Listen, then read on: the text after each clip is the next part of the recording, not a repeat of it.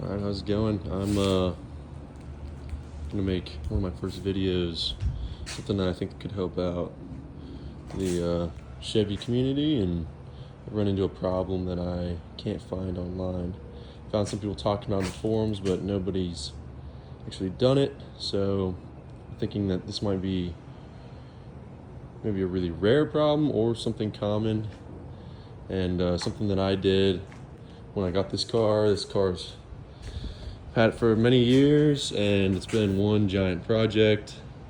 And I replaced the motor. Found one on Craigslist and got just a random motor and had it rebuilt. And thought that, some of the earlier 350s would work, but there are some differences. And one of the differences is the power steering pump bolt holes. So right on those raised, raised circle right there, and then down there, those should have threaded holes, threaded bolt holes, and mine don't. And on the forums, people say, "Whoa, is it a 400 block, or is it a 350?" And this one is a 350. It's a block number is, what is that? 397004 or 14. I can't see the one, but I'm assuming it's a 14.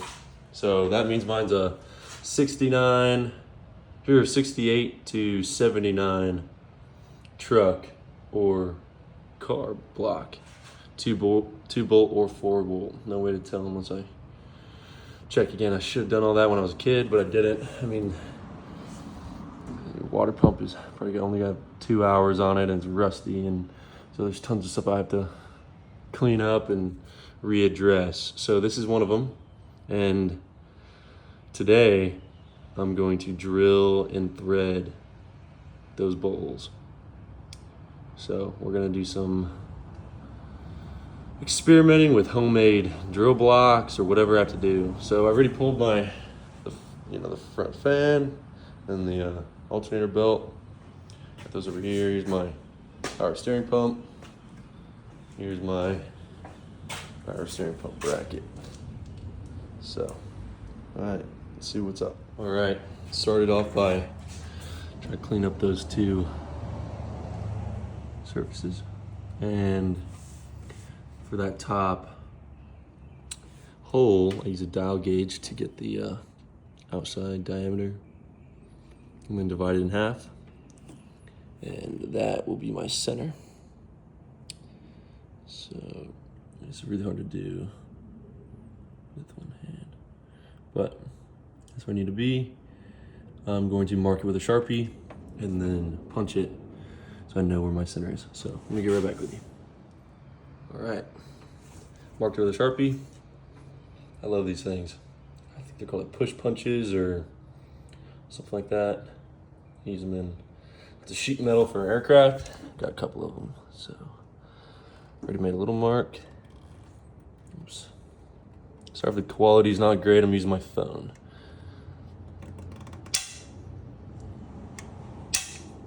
Just do that a couple times. Get nice. There we go. Might not be perfectly centered, but that's close enough.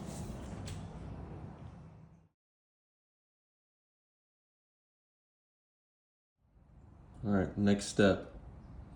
Took a piece of tape and took my bracket and marked my centers.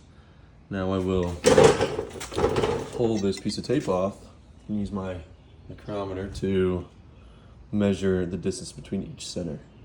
And before I start drilling, I will use this to check my punch marks. So I don't know, I'm trying to figure this out as I go. With behind these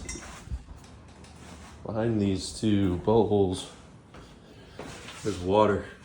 So that top, I think it feeds right into a coolant journal. So I need to be very, very careful with what I do. and really can't screw this up. So if I do, then I'll have to find a way to seal it. Then I'll have no power steering. And so yeah, don't want to screw it up, that's for sure. And I don't think it's too big of a deal, but it is when you do it in the car. So trying to keep the drill level, everything. So yeah, we'll see.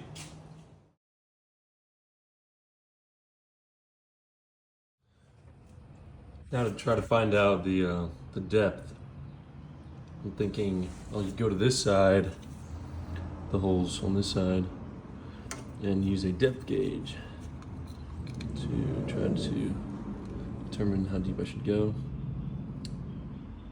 You can see down there. Feel bottoming out. There. My batteries are dead in it, of course, right when I need it, but I can measure with a micrometer. Now, I know that these humps down here, these are longer than on this side. So that means I can't go as deep, I know that. So, you know, obviously these are more flush. So I'm going to mock up bracket to the pump and try to find out just how shallow I really can go. And I'll stack washers and do whatever else I need to do, but just so that I'm comfortable. Also, when I do install these, you know, if I hit water or not, I'm gonna put thread sealer just in case I create a weak point that could possibly fail in the future. I'll put thread sealer so that it also acts as a plug if need be, but try to figure that out. So I think a good plan is to drill that top hole and tap it, and then mount the bracket up, because the bracket mounts there and there, top and bottom, and then it comes around to the motor mount, and it mounts to a bolt that mounts it to the block. So I'm gonna mount the top bolt and the motor mount side, and then I'm gonna be really, really precise with that bottom bolt. But I think if I just try to math my way into all these measurements, I think I'm gonna screw it up. So that's just another way I can play extra safe. Be right back. Decided 7/10, a good spot. And of course I left all my nice cordless stuff at work, so we're gonna go with the trusty Dad's Makita. So these things never let you down. I'm gonna start really small in the bolt, in the bit set, and just see if we can take away some material, try to keep it straight. But I'm getting nervous, so I don't know. I might change up the tape and try to design some kind of washer level. Not design, but use that trick. And I know that will get me, you know, my, yeah. Decided to try 7/10 of an inch. I'm gonna start with that, and if I decide to continue going deeper, then we'll see, but 7/10, we'll see if we hit water. I don't think we will. Seems like there's a 2/10 difference on the micrometer. 2/10, I don't know if it doesn't sound right, but that's the difference.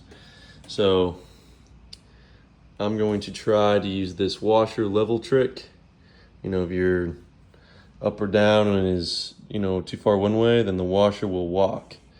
So if I can maintain its level, you know, it'll stay in the same spot while I'm drilling. That's how I know that I at least have, you know, an accurate up and down. So as far as side to side, once I get the pilot hole, if I decide to try to invent some kind of drilling block, then, you know, we'll see. We'll go from here.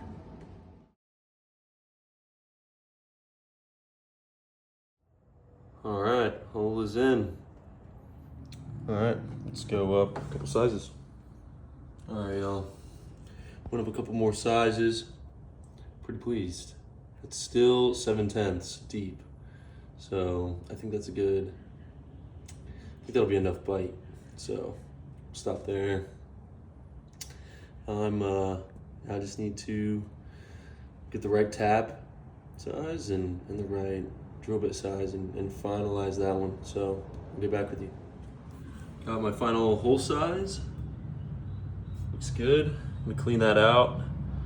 And I got 3/8 bolts, so that means I need to tap it to a 3/8 and 16 thread pitch. So drill it out with a 5/16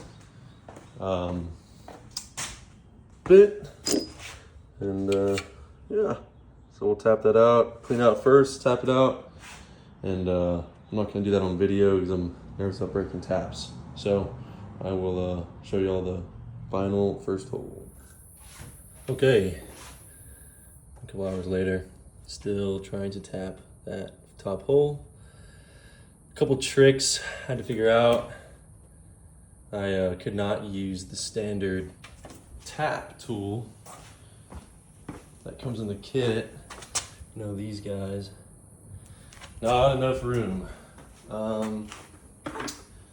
Had this. That worked for a bit, and then as I got further in, I'm hitting the harmonic balancer. So I ended up using, let's see, that one might be on there. I mean, ratchet, small extension. And this bit, or this socket, is one, let's see, it's specifically designed for, you know, apex bits, like, you know, little Phillips or flathead. Comes in a lot of kits, those big Craftsman kits or whatever, but you can pick them up. It seems that all the taps are kind of roughly square ground. So they're not all the same size. So you'll have your own set of problems finding the right socket. That's the one that fit for me.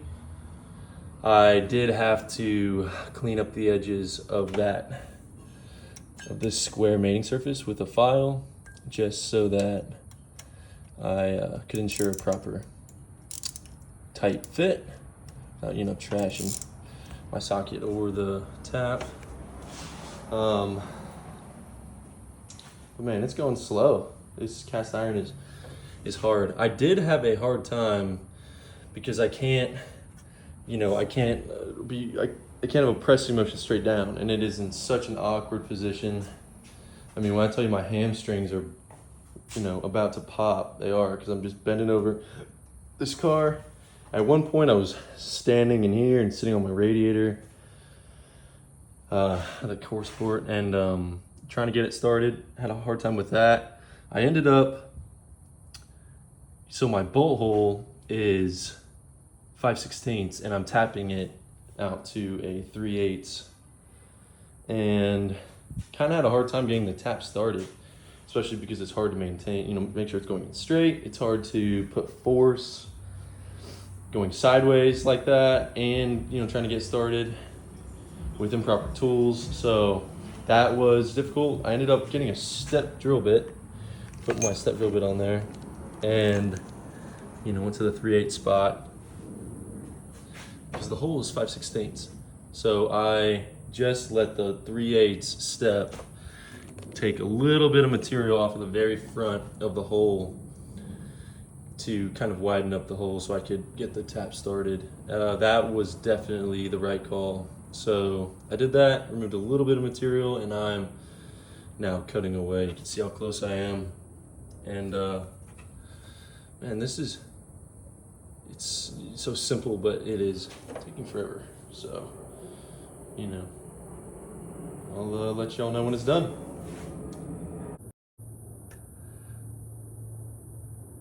All right, the hole is tapped. Let's get the maiden voyage.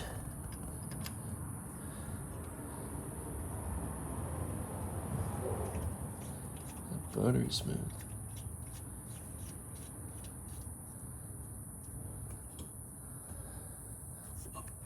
This guy knows what he's doing. Sweet. All right. Well, that took forever. It was late when I first started doing this, but just want to go slow. I don't want to break any taps, and I don't want to strip any holes. So worth taking your time. This cast iron is a lot easier to tap, but still, I'm gonna take it easy. And this kit I've got really is junk, but it'll do the trick. And it's one of these bottom part store, sure built, but yeah. All right, we're gonna call it quits for tonight, but tomorrow we'll do the same. I'll mount up that bracket tonight, and then maybe we'll drill a pilot hole tonight. I don't know, probably do the whole thing tonight. All right, bye. All right, check that out. This is pretty sweet. So, top bolt's in. Well, that's just a temporary bolt. The pump bolt is much longer, but I guess that wouldn't work for mocking it up. So I pulled off the tire, right wheel. You can see right here that motor mount, that little arm mounts to where the motor mount bolt goes. So mine was definitely bent. My bracket was.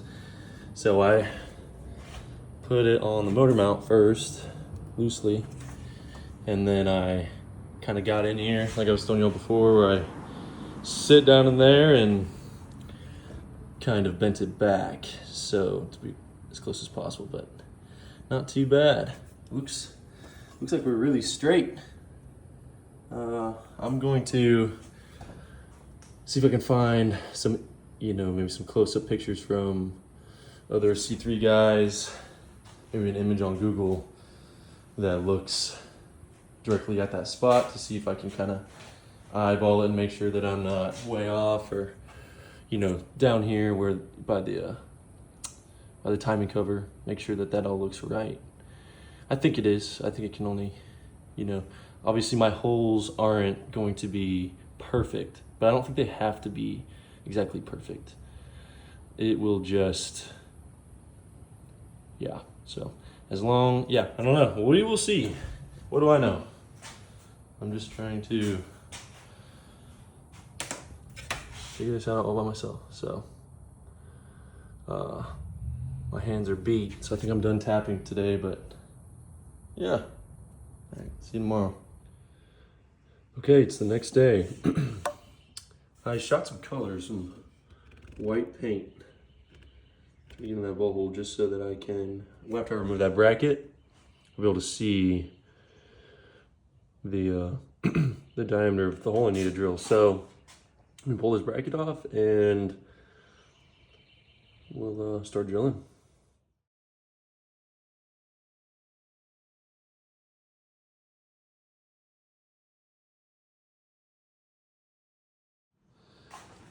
Decided to pull my crank pulley just so that it can give me a little more control there on the side.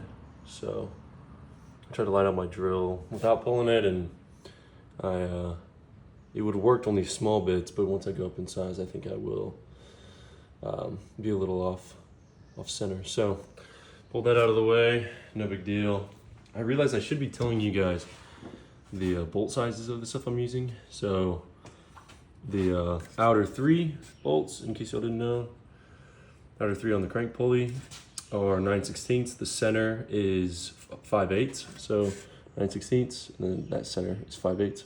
And then these two are 9/16, and then that motor mount bracket where that arm connects, that's also 9/16. So, yep, just thought I'd check in. Okay, that 5/16 hole is drilled. Looks good, looks clean. There's that top one for focus. So, that went well. If you're curious, I jumped up pretty high. So, let's see. Yeah. So, eyeballing it looks pretty straight. All right, we'll tap that. If it's anything like yesterday, it'll be dark outside by the time I'm done. So, get right back. I get some of this on video. Yes, I know I'm not using the right tools, but it's such a weird position. This is what I gotta do.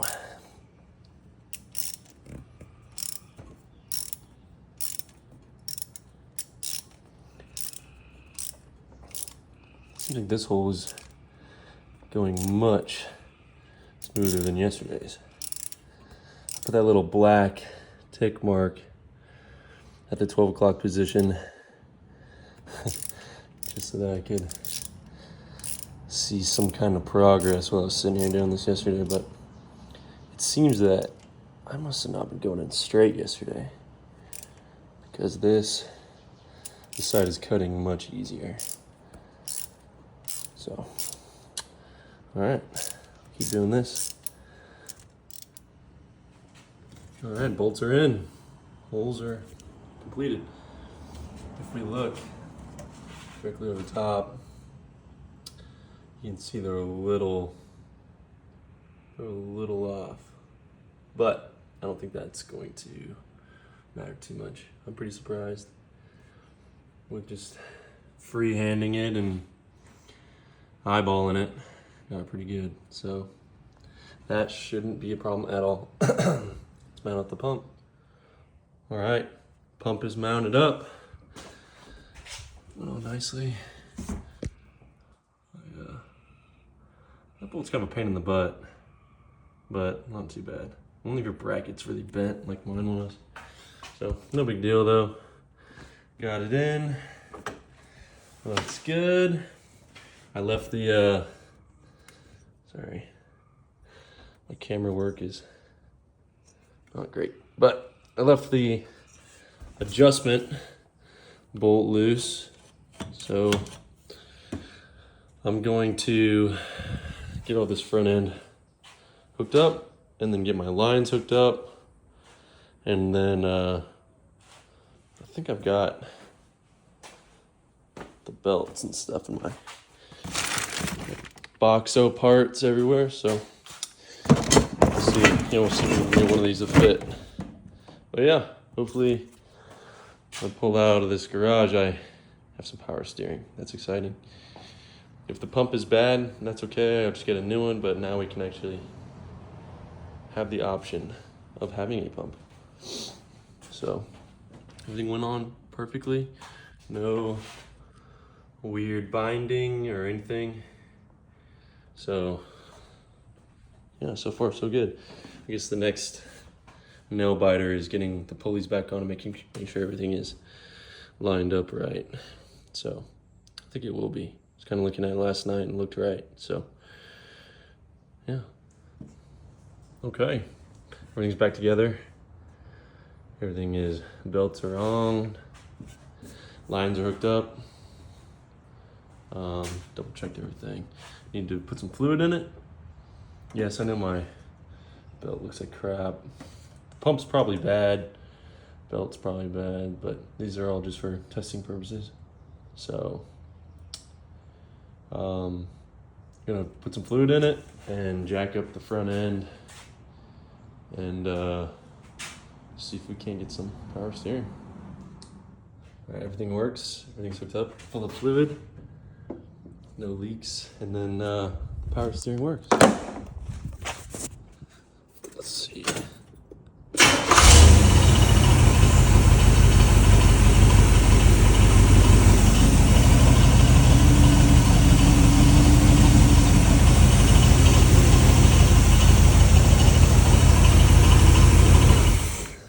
So, very excited about that. So, great. Hope this helped. Sorry for the terrible quality, but something.